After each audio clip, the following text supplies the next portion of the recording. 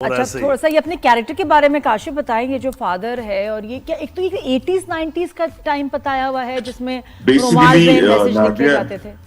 ये 2000 का टाइम बताया, यानी कि आप ये समझ सकते हैं कि तकरीबन कोई 2000 के आसपास को 25 साल पहले की कहानी है ये बेसिकली।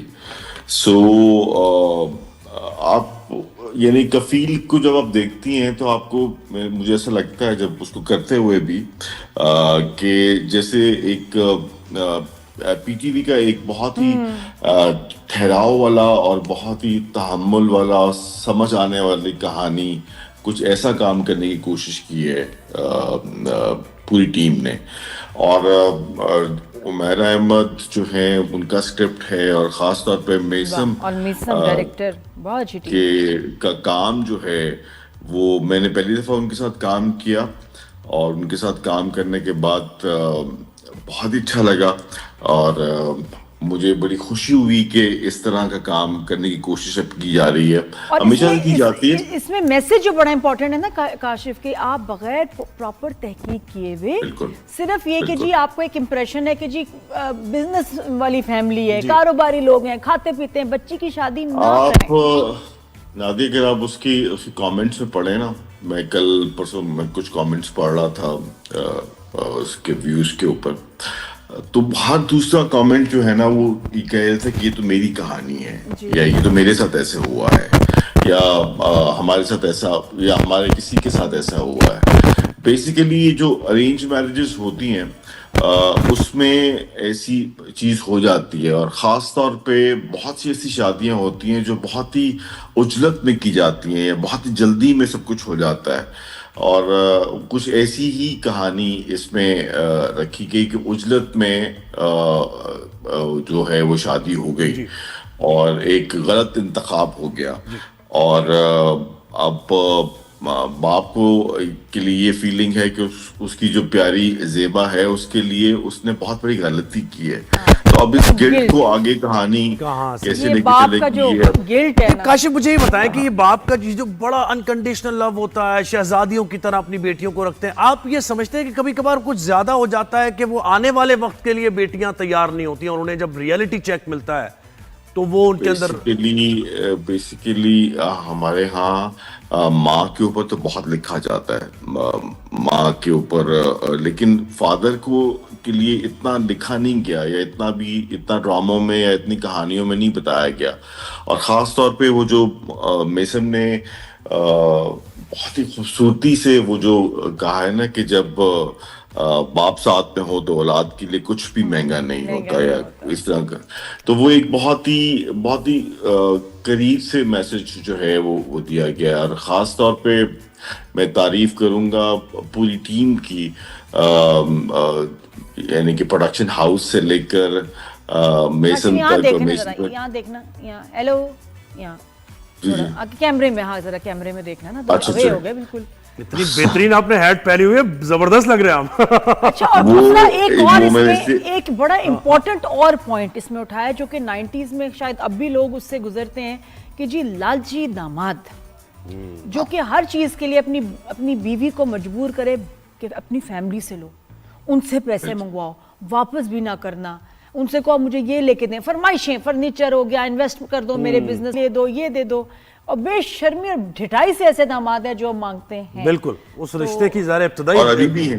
हाँ, अभी और ये हमेशा से ये जो लफ्ज है ना दामाद, ये इसमें हम बहुत प्रिविलेज लेते हैं, और मुझे लगता है कि ये मर्दों के अंदर जो है एक बहुत ही एक क्या कहना चाहिए इसको, ये चीज हमारे खास तौर पे हमारे सब कॉन्टिनेंट के अंदर ये चीज बहुत ज्यादा है।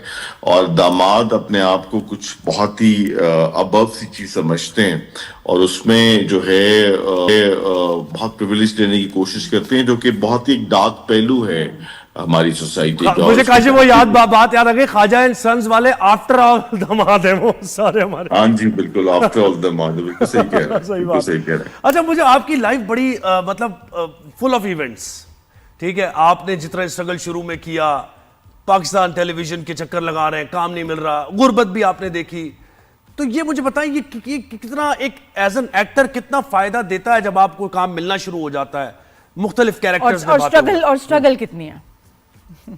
स्ट्रगल तो देखें, स्ट्रगल तो बहुत ही ज्यादा है। और मुझे लगता है कि थर्ड वर्ल्ड कंट्री के जो नौजवान होते हैं, जो ख्वाब देखते हैं और ख्वाब देखने के बाद अपनी ताबीर के लिए मेहनत करते हैं, तो वो कुछ ऐसी कहानी मेरी भी है। और मैं जो है वो आपको बताऊं कि ये जो खातून आपके साथ बैठी हैं, जो पहली कहानी मैंने अपने लिए लिखी थी आज से कोई काफी साल पहले, कितने साल पहले ये तो मैं नहीं बताऊंगा, लेकिन काफी साल पहले, नहीं 90s 96 97 की बात है। तो जब मैं कहानी लिख रहा था तो लिखते हुए जो चेहरा मेरे ज़हन में था वो नादिया का ही था।